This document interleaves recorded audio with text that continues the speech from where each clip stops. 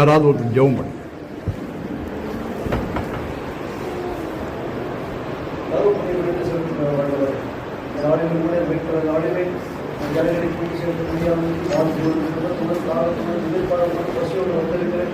தேவன் சபைக்குண்டான செய்தியை கற்று பயன்படுத்தினார்கள். அந்த யாவருக்கும் அந்த யாவருக்கும் அந்த சபைக்கும் செய்தி ஆசீர்வாதம் அமையட்டும். ஒவ்வொருவருக்கும் தேவன் எல்லாவற்றையும் பொறுப்பிருக்கிறார்கள். எல்லாவற்றையும் ஆய்வுகளாய் மாற்றும் நலமுறையை மாற்றி எல்லாருக்கும் வருகை வரவேற்ற இயேசு கிறிஸ்துவின் பரிசுத்த நாமத்தில் பிதாவே, ஆமென். அல்லேலூயா. சாட்சி கொடுத்த வில்லியண்ணனுக்காக நாம் கர்த்தரை ஸ்தோத்திரிப்போம். ஸ்தோத்திரம், ஸ்தோத்திரம், ஸ்தோத்திரம், ஸ்தோத்திரம். குழந்தையின் மீது இவ்வளவு பிரியமா பாரமான மைக்கு விழுந்திருக்க வேண்டியிருந்தது. கர்த்தர் குழந்தையை பாதுகாத்துறீங்க. அதற்காக நாம் கர்த்தரை ஸ்தோத்திரிப்போம். ஸ்தோத்திரம், ஸ்தோத்திரம், ஸ்தோத்திரம், ஸ்தோத்திரம், ஸ்தோத்திரம். கர்த்தருடைய பரிசுத்த நாமம் மகிமைப்படுவதாக.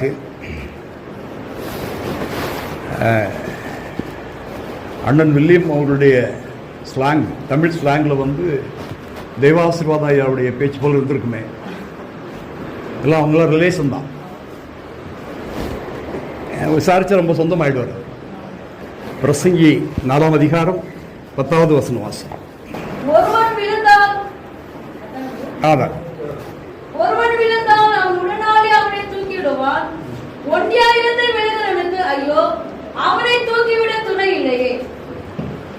கர்த்தருடைய பரிசுத்த நாமம் மகிமைப்படுவதாக. நமக்கு நேரம் மிகவும் குறைவாக இருக்கிறது. இந்த குறைவான நேரத்திற்குள்ளே கர்த்தர் இந்த நேரத்தை நமக்கு ஆசீர்வாதமாக்கி தருவதாக. இந்த இடத்திலே ஒருவன் விழுந்தால்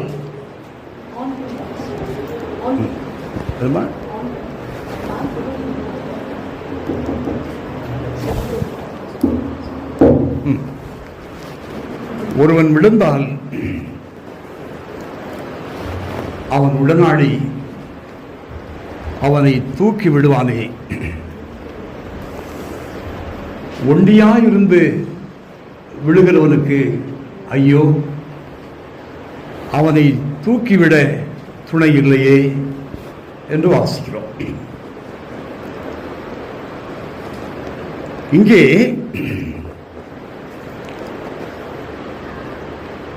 துணையோடு ஜீவிக்கிற ஒருவனை இல்லைன்னா ஒருவரை, ஒரு கூட்டத்தை பார்க்கிறோம். துணை இல்லாதபடி ஒண்டியாய் அல்லது ஒருவராய் இல்லை ஒரு கூட்டமாய் துணை இல்லாமல் ஜீவிக்கிற ஒரு கூட்டத்தை பார்க்கிறோம். இந்த வசனத்துக்குள்ளே ஒரு ஆழமான சத்தியம் மறைந்திருக்கிறது. கர்த்தருடைய ஆவியானவர் நாம் விளங்கிக் கொள்ளும்படியாக நமக்கு உதவி செய்வதாக. இங்கே இன்னொரு வார்த்தையும் கொடுக்கப்படுகிறது. அது விழுந்தால் என்று பார்க்கிறோம். இந்த விழுந்தால் என்கிற வார்த்தை பயங்கரமான பாடுகளுக்குள்ளே, உபத்திரவங்களுக்குள்ளே, கண்ணீருக்குள்ளே, கவலைகளுக்குள்ளே போகிறதான மனிதரை காட்டுகிறது. இன்றைக்கு நாம் பார்க்கிற போது பயங்கரமான காரியங்களை நாம் பார்க்கிறோம்.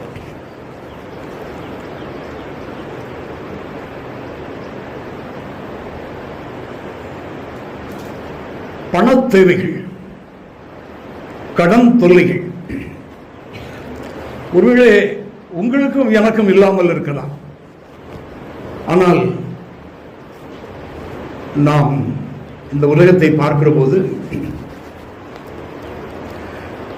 கடன் தொல்லைகளிலே சிக்கி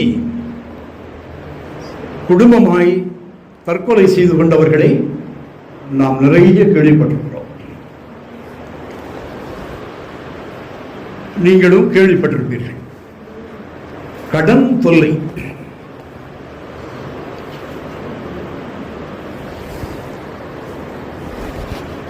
அதே போல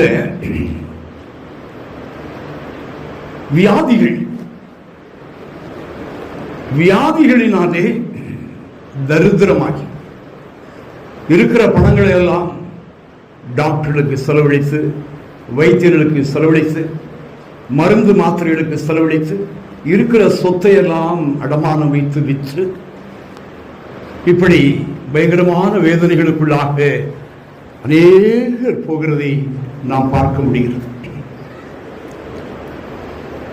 இன்னும் கொஞ்சம் தூரம் நாம் பார்ப்போமானால் பலன் இருக்கிறவர்களாலே பலன் இல்லாதவர்களுக்கு அநியாயம் இழைக்கப்படுகிறது.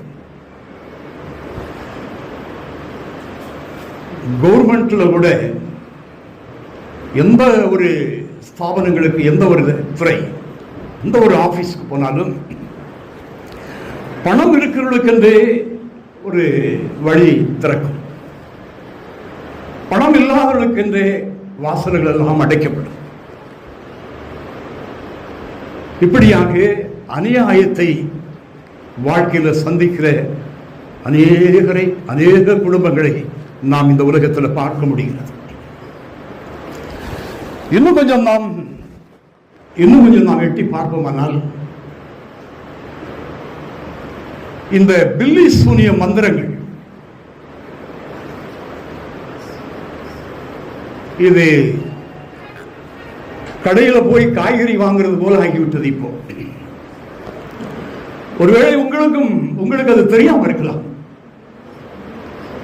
ஆனால் ஊழியத்தின் பாதையிலே பல இடங்களுக்கு சொல்லுகிற போது அந்த பில்லி சூனிய மந்திரங்கள் செய்கிறவர்கள், அதிலே சிக்கி வாழ்கிறவர்கள் சொல்லுனா வேதனைகள். நமக்கே தோன்றும் இவர்கள் பிறந்திருக்காமல் இருந்தால் நன்றாயிருக்கும். அதை செய்கிறவர்களும், செய்யும்படியாக பணம் கொடுக்கிறவர்களும், அதிலே சிக்கி அவதிப்படுகிறவர்களும் இவர்கள் பிறந்திருக்காமல் இருந்தால் நலமாயிருக்கும். கர்த்தருடைய வார்த்தை சொல்லுகிறது, இந்த உலகத்தை நான் பார்க்கிற போது எல்லாம் மாயை, ஆனால் ஒன்றை நான் கண்டேன், பிறவாதிருப்பவனே வாஸ் என்று. அப்படி புலம்புகிற அளவுக்கு அநேகருடைய வாழ்க்கையிலே, அநேகருடைய குடும்பங்களிலே நாம் இப்படிப்பட்ட பயங்கரமான பிரச்சனைகளை பார்க்கிறோம். அவைகளை நாம் பார்க்கிற போது, நம்முடைய காதுகளிலே கேட்கிற போது ஒரு அரை மணி நேரம் நாம் உறைந்து உட்கார்ந்து விடுவோம். அந்த அனுபவம் உங்களுக்கு இருக்கும். சிலருடைய வாழ்க்கையில் நடக்கிற பிரச்சனைகளை நாம் கேட்கிற போது நாம் உறைந்து உட்கார்ந்து விடுவோம். நமக்கு ஒன்றும் இருக்காது, நம்ம நன்றா இருப்போம்.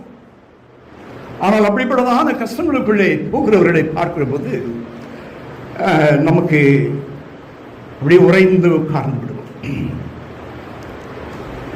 இது தேவனுடைய பிள்ளைகளுடைய வாழ்க்கையில் நடக்கிறது. இங்கே இரண்டு கூட்டத்தை பார்க்கிறோம். தேவனுடைய துணையோடு கூட இருக்கிற ஒரு கூட்டம், தேவனுடைய துணை இல்லாத இருக்கிற ஒரு கூட்டம்.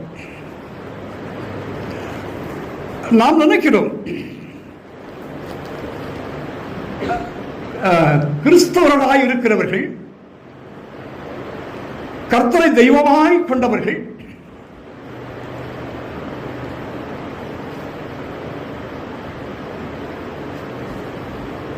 நமக்கு ஏன் இவ்வளவு சோதனை?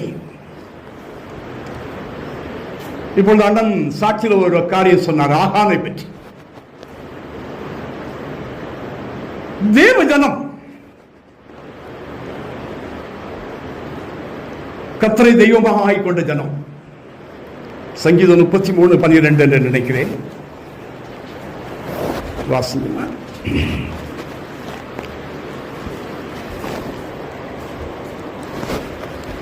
Blessed is the nation whose God is the Lord, and the people whom He has chosen as His own inheritance.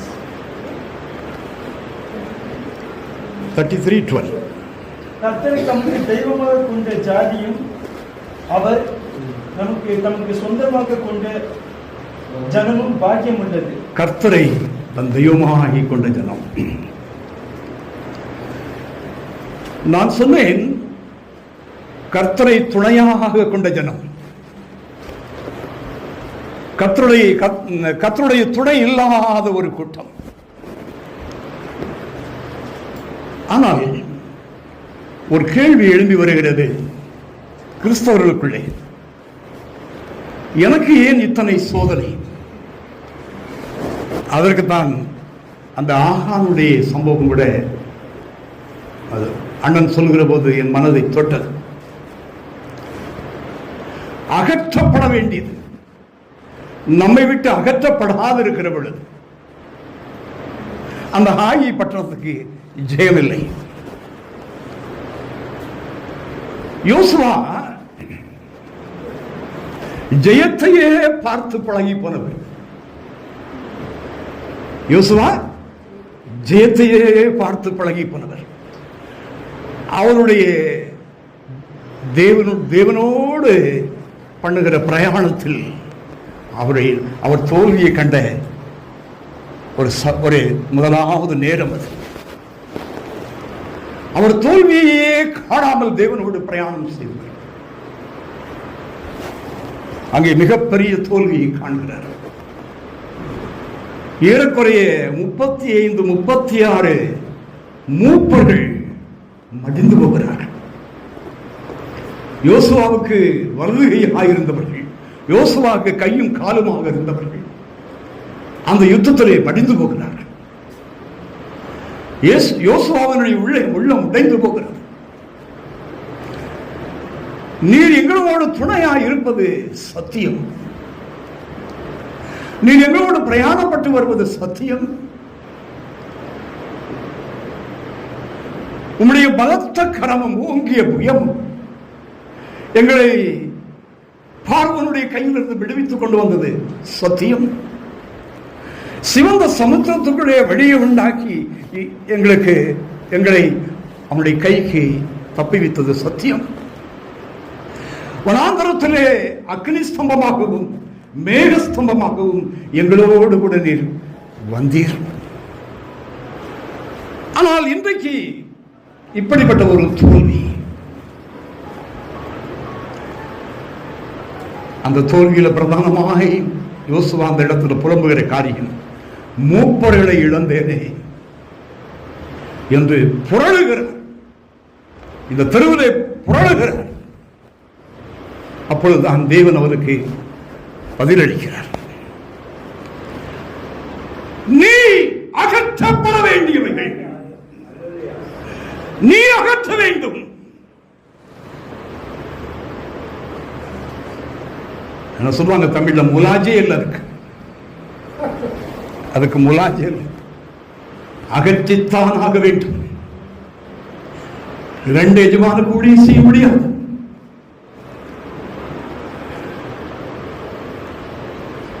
உலகத்துக்கும் கர்த்தருக்கும் நாம் ஊழியம் செய்ய முடியாது.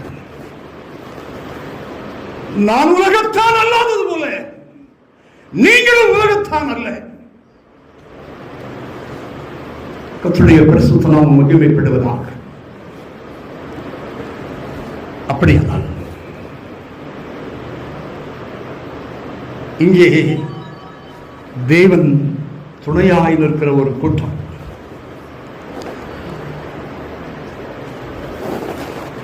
தேவனுடைய துணை இல்லாதிருக்கிற ஒரு கூட்டம், தேவனுடைய துணை இல்லாதிருக்கிற கூட்டம் பிரஜாதியார், அதாவது ஆண்டவரை ஏற்றுக்கொள்ளாதவர்கள். ஆண்டவரை ஏற்றுக்கொண்ட அத்தனை பேருமே கர்த்தரை துணையாய் கொண்டவர்கள் தான். என்னுடைய அன்பு சகோதரர் இருக்கிறார். ஒரு காலத்தில் இயேசுன்னு சொன்னா இன்னொரு வாட்டி இயேசு பேசுவியா அப்படி கேட்பாரு. ஆனா இப்போ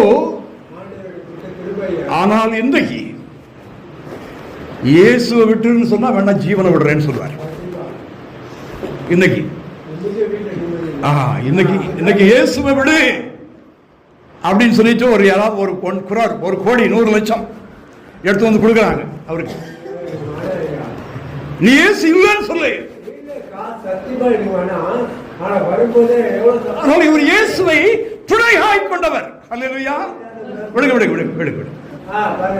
இயேசுவை துணையாய் கொண்டவர். கர்த்தருடைய பரிசுத்த நாமம் மகிமைப்படுவதாக. ஒரு மைசூர்ல ஒரு இடத்துக்கு நான் ஊழித்து போயிருந்த போது இப்படி ஒரு சின்ன சபைதான்.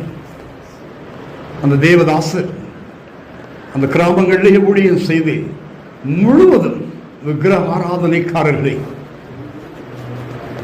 கர்த்தர் பக்கமாக நடத்தி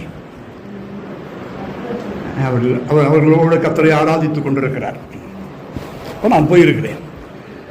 எனக்கு தெரிந்தது இவருடைய எல்லோரும் விக்கிரக ஆராதனையின் ஜனங்கள், அங்கிருந்து விடுவிக்கப்பட்டு கொண்டு வந்தவர்கள்.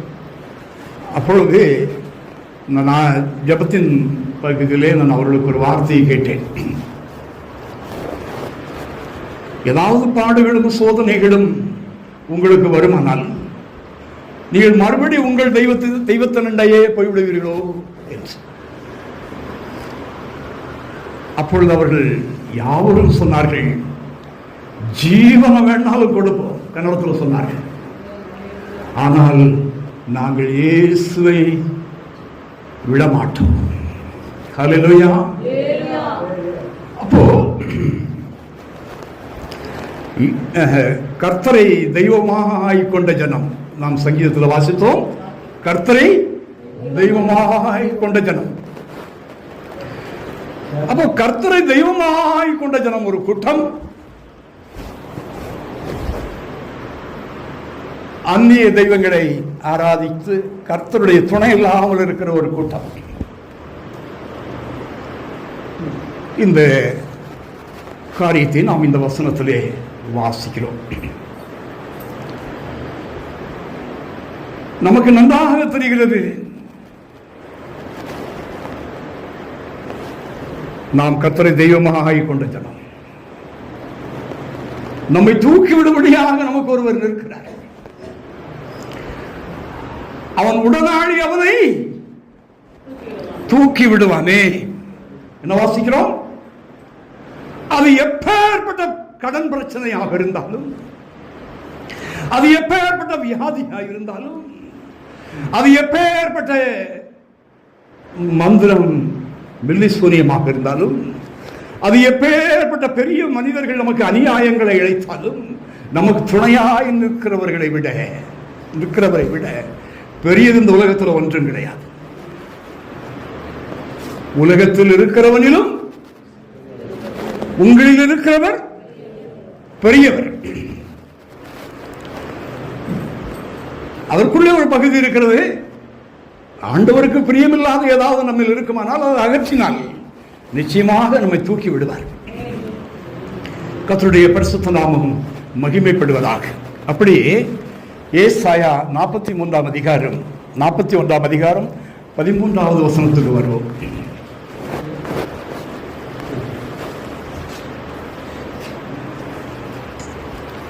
Praise God.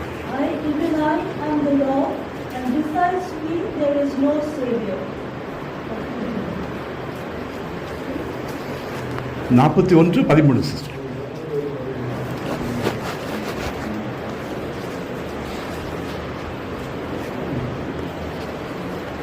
உன் தேவனாகிய கர்த்தராகிய நான் உன் வலது கை பிடித்து பயப்படாதே, நான் உனக்கு துணை நிற்கிறேன் என்று சொல்கிறேன். உன் தேவனாய் இருக்கிற கர்த்தராகிய நான் உன் வலது கையை பிடித்து பயப்படாதே, நான் உனக்கு துணை நிற்கிறேன். உன் தேவனாய் இருக்கிற கர்த்தராகிய நான் உன் வலது கையை பிடித்து பயப்படாதே, உனக்கு துணை நிற்கிறேன் என்று சொல்லுகிறேன். கர்த்தருடைய பரிசுத்த நாமம் மகிமைப்படுவதாக. நாம் பயப்படுகிறதான நிலவரங்களிலே சில நேரங்களிலே கடந்து போகிறோம்.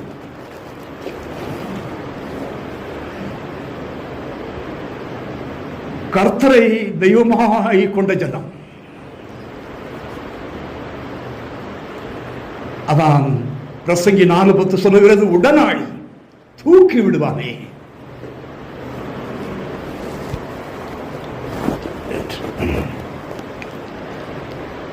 பிரச்சனைகள் எவ்வளவு பெரியதாக இருக்கட்டும், இங்கே கர்த்தர் சொல்லுகிறார், பயப்படாதே. என்னுடைய வலது கையை பிடித்து பயப்படாதே, உனக்கு துணை நிற்கிறேன் என்று நான் உனக்கு சொல்லுகிறேன். அல்லேலூயா, அல்லேலூயா, அல்லேலூயா. இங்க இருக்கிறவர்களில் என்னையும் சேர்த்து தான் சொல்லுகிறேன். எல்லாருக்கும் ஏதோ ஒரு பிரச்சனைகள் இருக்கத்தான் செய்கிறது. நான் இங்கு வந்து உட்கார்ந்து இருக்கிற போது கர்த்தர்கிட்ட கேட்டேன், எனக்கு ஒரு வல்லமையான அபிஷேகம் வேண்டும், எனக்கு ஒரு வல்லமையான ஜெப ஆவி வேண்டும், எனக்கு ஒரு புதிய அபிஷேகம் வேண்டும். இந்த அபிஷேகத்தை வச்சு வண்டி ஓட்ட முடியாது, எனக்கு தெரிகிறது. இங்கே நமக்கு வருகிற பாடுகளையும் நம்முடைய பரிசுத்த ஜீவியத்தை சோதிக்க வருகிற பிரச்சனைகளையும் பார்க்கிற போது நமக்கு இருக்கிற இந்த பலனை வைத்து நாம் ஜெயம் எடுக்க முடியாது. ஆனபடினால நான் கர்த்தரிடத்தில் கேட்டேன், எனக்கு ஒரு ஜெப ஆவி வேண்டும். என்னை அறியாமல் என்னுடைய அறைக்குள்ள போய் ஜெபித்துக் கொண்டாக இருக்க வேண்டும். மற்ற வேலைகளெல்லாம் உதிரி தள்ளுகிற ஒரு பலன் எனக்கு வேண்டும். பல மணி நேரங்கள் நான் ஜெபிக்க வேண்டும். ஒரு உண்மையான அபிஷேகம் எனக்கு வேண்டும். அப்ப இன்னொன்று கேட்டேன், வேதத்தை எழுத்தா வாசித்துட்டே இருக்கணும்.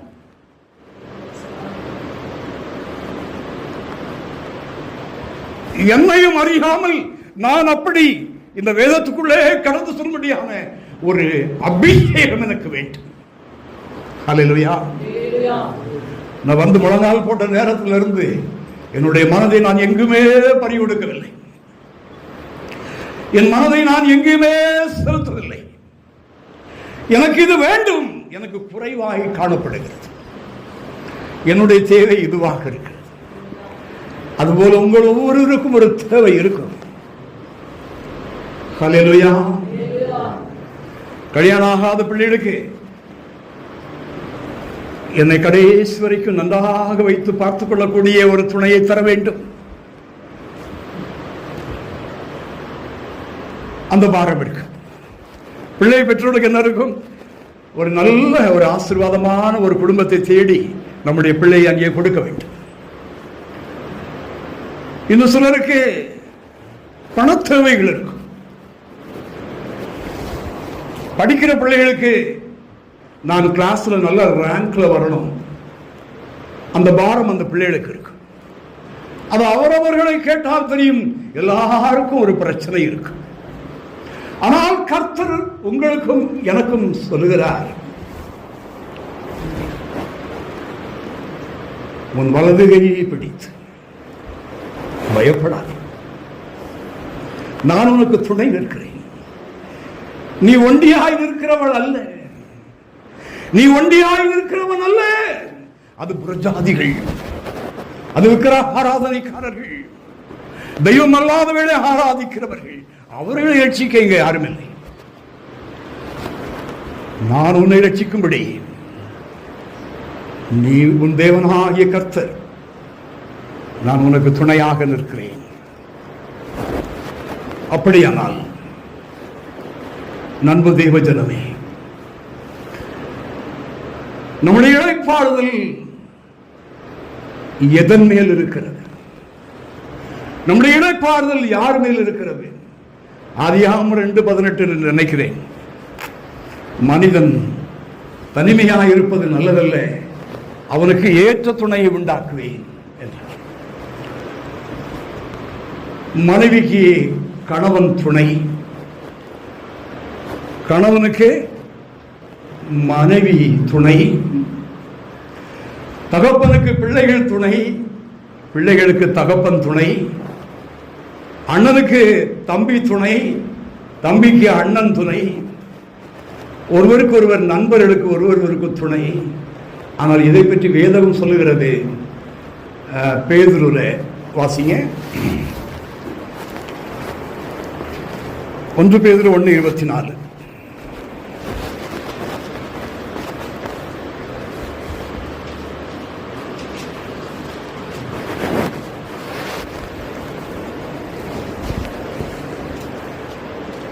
Praise the Lord.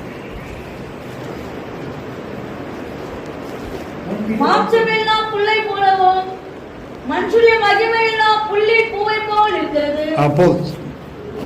அதாவது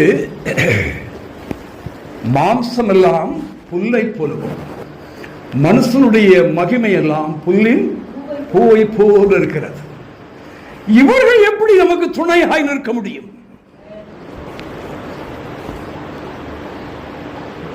எத்தனையோ ட்ரஸ்டுங்க இருக்கிறது, எத்தனையோ பவுண்டேஷன்கள் இருக்கிறது, எத்தனையோ சமூக சேவைகள் இருக்கிறது, கவர்மெண்ட் எத்தனையோ நலத்திட்டங்களை செய்கிறது. மகளுக்காக தகப்பன், இன்னைக்கு என்ன ஃபாதர்ஸ் டேங்களா? அப்போ மகளுக்காக அப்பா ரொம்ப கவலையா இருப்பார். இன்னைக்கு ஒரு மகளுக்காக தகப்பனை போல கவலைப்படுறவங்க இந்த உலகத்தில் யாரும் இருக்க முடியாது. அது என்னுடைய அனுபவத்தில் நிறைய இடங்கள்ல பார்த்துட்டேன். ஆமென். அது வேற, நான் அதை சொல்லவில்லை. அதை பற்றி என்ன சொல்லுகிறது? அது புல்லை போலவும் புல்லின் பூவை போலவும் இருக்கிறது. அல்லேலூயா. அது தேவைதான். இந்த உலகத்தில் மாம்சத்தில் இருக்கிற வரைக்கும் இந்த அன்பு, இந்த துணை நமக்கு தேவைதான்.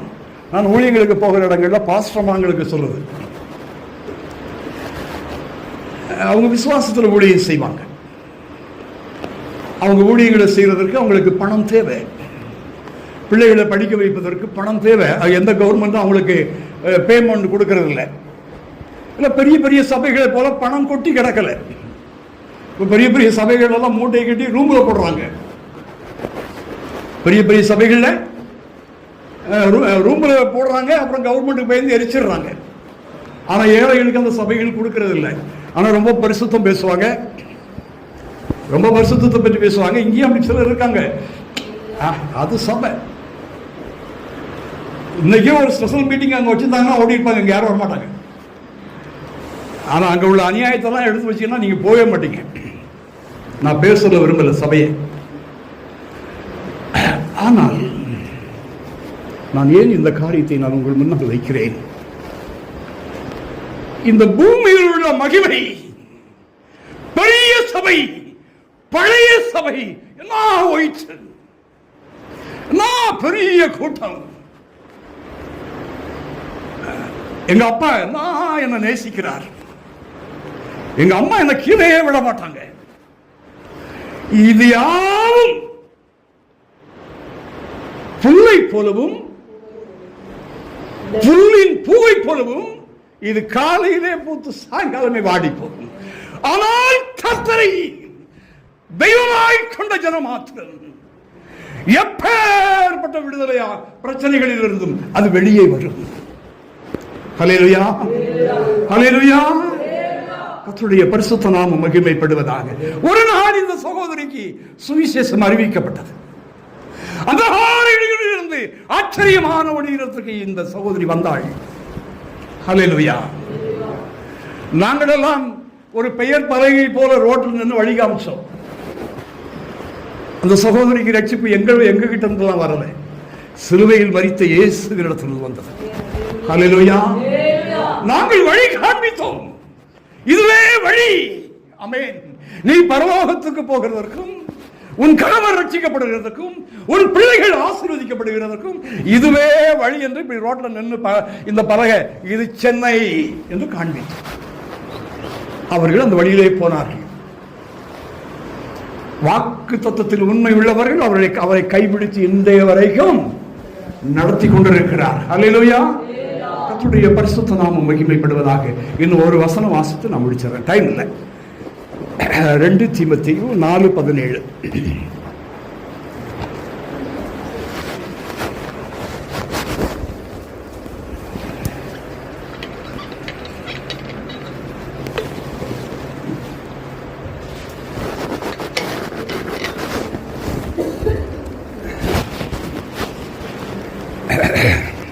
But the Lord stood with me and strengthened me, so that the message might be preached fully to me, and all Gentiles might hear.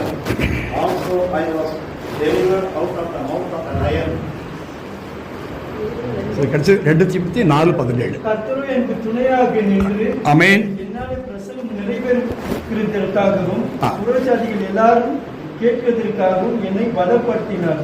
சிங்கத்தின் வாயிலிருந்து நான் ரட்சிக்கப்பட்டேன். இங்கே அப்போஸ்தலனாகிய பவுல் சொல்லுகிறார், கர்த்தர் எனக்கு துணையாய் நின்றதினால் நான் பிரசங்கித்த பிரசங்கம் ஜனங்களுக்குள்ளே நிறைவேறினது. புறஜாதியார் யாவரும் நான் பிரசங்கித்ததை கவனமாக கேட்கும்படியாக கேட்டார்கள். கர்த்தர் துணையாக நின்றதினால், கர்த்தர் துணையாக நின்றதினால் சிங்கத்தின் வாய்க்கு நான் ரட்சிக்கப்பட்டேன். அல்லேலூயா. அப்போஸ்தலனாகிய பவுல் அந்த நிருபங்களை வாசிக்கிற பொழுது சில ஊழியக்காரர்கள் சொல்லுவாங்க, இது பவுல் எழுதினது. எப்படி சொல்லிடுவாங்க? இது பவுல் எழுதினது.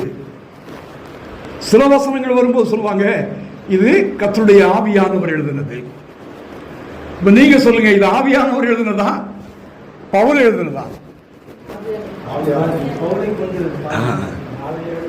ஆமாம்மா.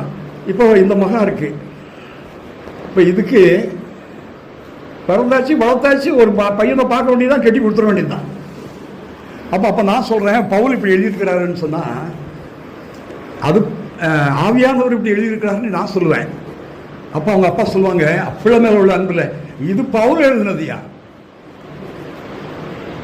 எப்படி? அப்போ பவுல், மற்ற நேரங்கள்லாம் ஆவியானது. அப்படி பிரிச்சு பார்க்க முடியுமா? உன் மகள் திருமணத்திற்கு அவள் திருமணத்தை விரும்பாதபடி எப்பொழுதும் தேவ சமூகத்திலே இருக்க வேண்டும் என்று விரும்பினால் விட்டுவிடு. இருக்கா இல்லையா வசனம்? சுத்தி முத்தி இங்கேயே வந்து நிற்கிங்களே.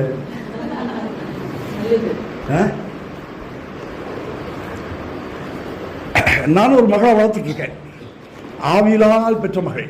அங்க இருக்கிற பாருங்க, கர்த்தரா இறங்கி வந்து பையன் பாருன்னா தான் நான் பார்ப்பேன். நான் பண்றதில்லை. ஆமென். ஏனென்றால் வேதம், ஹல்லேலூயா, வேதம் அவளை குறித்து கர்த்தருடைய திட்டம் என்ன, ஹல்லேலூயா, அதை நாம் அறிந்து கொள்ள வேண்டும். நான் உலகத்தார் அல்ல. வாலிப பிள்ளை ஆயிட்டாளா, ஒரு சங்கிலியை வாங்க, ஒரு கையில வாங்க, கெட்டு. ஆமென். அப்படி அல்ல, அப்படி அல்ல. நாம் கர்த்தரை துணையாய் பெற்றுக்கொண்ட ஜனம். கர்த்தருடைய பரிசுத்த நாமம் மகிமைப்படுவதாக. எல்லாரும் முழங்கால் பண்ணிடுவோம். நாம் ஒருவன் விழுந்தால் அவன் உடனாடி அவனை தூக்கி விடுவானே. அல்லேலூயா. ஒருவன் விழுந்தால் அவன் உடனாடி அவனை தூக்கி விடுவானே. என் அன்பு தேவ ஜனமே, சகோதரி, நீங்க உங்க அக்கா அவங்க இயேசுவை ஏற்றுக்கொண்டாங்களா? அம்மா, அப்பாவை ஏற்றுக்கொண்டீங்களா? ஏற்றுக்கொண்டீங்களாம்மா? ஏற்றுக்கொள்வீங்களா? ஏற்றுக்கொண்டீங்களா? ஏற்றுக்கொள்வீங்களா அம்மா? Praise the Lord.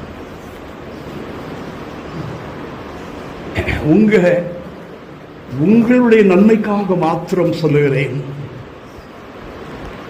இந்த செய்தி உங்களுக்காக இருக்கு. கர்த்தரை துணையாக ஏற்றுக்கொள்ளுங்கள். உங்களை தூக்கி விடும்படியாக. எவ்வளவு பிள்ளைங்க உங்களுக்கு? உங்களுடைய பிள்ளைகளை ஆசீர்வதிக்கும்படியாக நீங்கள் அவரை ஏற்றுக்கொள்ளுங்கள். இந்த உலகத்தில் இருக்கிற யாவும் நம்முடைய மரணத்து வரை தான் கூட வரும். ஆனால் மரணத்துக்கு பின்னாலே நம் கூட வருகிறவர் இயேசு. அல்லேலூயா. மரணத்துக்கு பின்பு நமக்கு ஒரு வாழ்க்கை இருக்கிறது. அல்லேலூயா. வாலிபனே, வாலிப பிள்ளைகளே, என் அன்பு சகோதரியே, நீ நம்புகிற எல்லா உறவும் உன் மரணத்தில் வரைதான் கூட வரும். ஆனால் மரணத்துக்கு பின்பு ஒரு வாழ்க்கை இருக்கிறது. அதைத்தான் இந்த வேதம் உறுதியாய் சொல்லுகிறது. நாங்கள் விசுவாசிக்கிறோம், நாங்கள் நம்புகிறோம். அதற்கு பின்பு நம்மோடு கூட வருகிறவர் இயேசு. ஹல்லேலூயா. ஆமென். என்னை போல நீங்களும் ஒரு புது அபிஷேகத்துக்காக காத்திருங்கள்.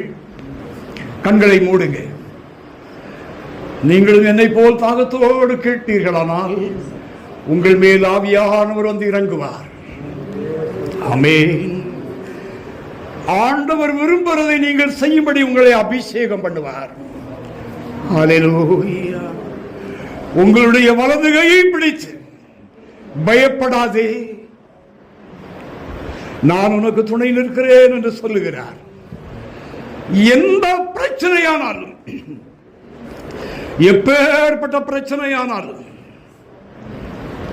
அது உங்களுக்கு நன்மையாய் முடியும், அது ஜெயமாய் முடியும். நான் விசுவாசிக்கிறேன் என்று சொல்லுங்க. ஆமென் என்று சொல்லுங்க. ஆமென் என்று சொல்லுங்க.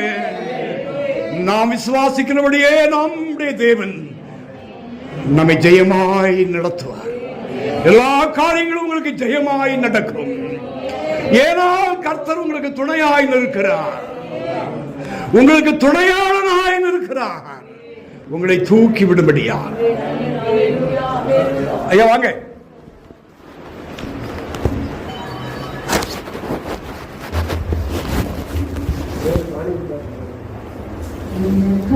ஜீவன் விட்டவரே, என்னோடு இருக்க எழுந்தவரே, எனக்கா ஜீவன் விட்டவரே, என்னோடு இருக்க எழுந்தவரே, என்னை இன்னும் வழி நடத்துவாரே, என்னை சந்திக்க வந்திடுவாரே, என்னை இன்னும் வழி நடத்துவாரே, என்னை சந்திக்க வந்திடுவாரே.